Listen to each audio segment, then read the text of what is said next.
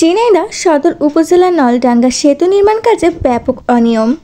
ঝিনাইদহ সদর উপজেলার নলডাঙ্গা বাজারের পাশে সেতু নতুন করে তৈরি করা হচ্ছে। সেতুর কাজ বর্তমান চলমান অবস্থায় আছে। যতদিন সেতু দিয়ে চলাচল না করা যায় ততদিন সেতুর পাশে সাঁকো তৈরির কথা আছে। সাধারণ মানুষ চলাচলের জন্য যাতে কারো কোনো ভোগান্তি না হয়, শিডিউলে সাঁকো থাকলেও সেই সাঁকো সঠিকভাবে নির্মাণ করা হয়নি এলাকাবাসীর দাবি। এলাকাবাসী জানান, সাঁকো ঠিক মতো না বানানোর কারণে আমাদের চলাচল করতে অনেক কষ্ট হচ্ছে। কোনো রকম বাঁশ খুঁটি দিয়ে একটা বানাই, দুদিন না যেতে সেটা ভেঙে যায়। এলাকাবাসী জানান, ম্যানেজার ওনার নাম কি আর নাম্বার কি?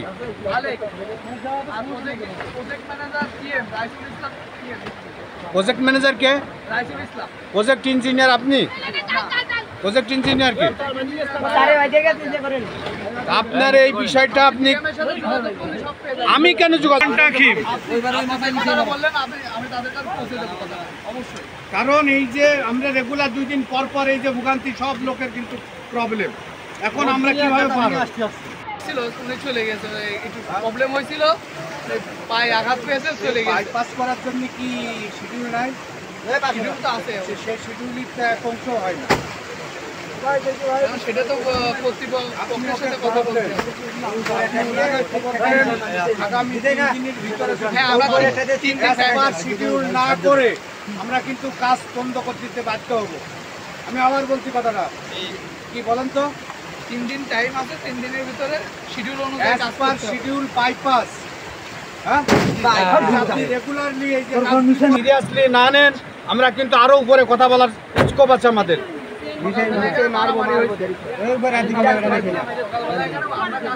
কি অবস্থা দেখো, গ্রামের লোকজন এসে আমাদের কর্মচারী মেরেছে। তার আগেই কাজ করছিল, আমরা কাজেই ছিলাম। তারপরেও তারা এসে গ্রামের লোকজন একত্রিত হয়ে আমাদের লোকজনের গায়ে হাত তুলে। আচ্ছা, মারলো কি জন্য একটু জানতে পারি ভাই? কি জন্য মারলো?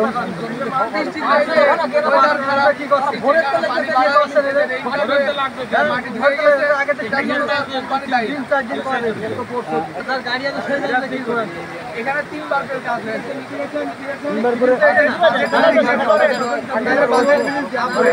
এটা তো আপনাদের ব্যর্থতা ভাইয়া, এটা তো আপনাদের কন্ট্রাক্টরের ব্যর্থতা। 3বার করে আপনারা করবেন কি জন্য ভাই? আপনারা কেন 3বার করবেন কাজটা? এই সময় দৈনিক বাংলা টিভি 24-এর প্রতিনিধি মোহাম্মদ আতিকুর রহমান প্রজেক্ট ম্যানেজারের সাথে কথা বলেন। আপনার এই যে নলডাঙ্গাতে যে সেতুর কাজটা করতেছেন, এখানে আপনার পাশে কি চলাচল করার জন্য কোনো সেতুর?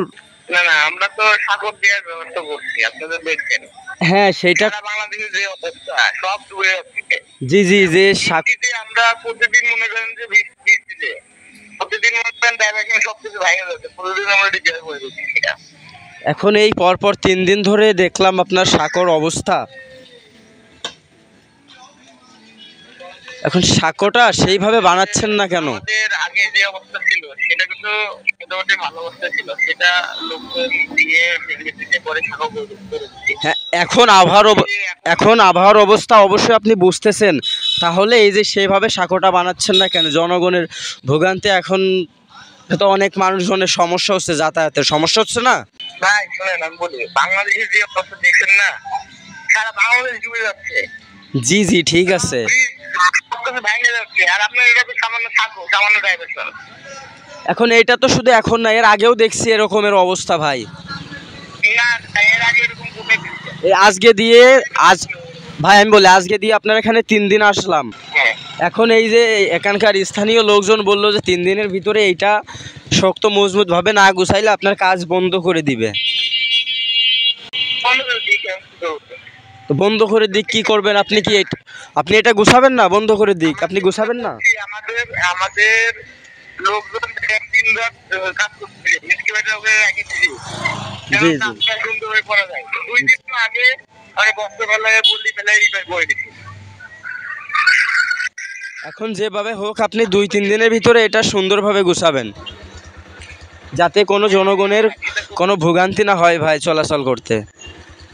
জি জি, অবশ্যই। ঠিক আছে ভাই, আসসালামু আলাইকুম। আতিকুর রহমান আতিক, দৈনিক বাংলা টিভি 24, ঝিনাইদহ।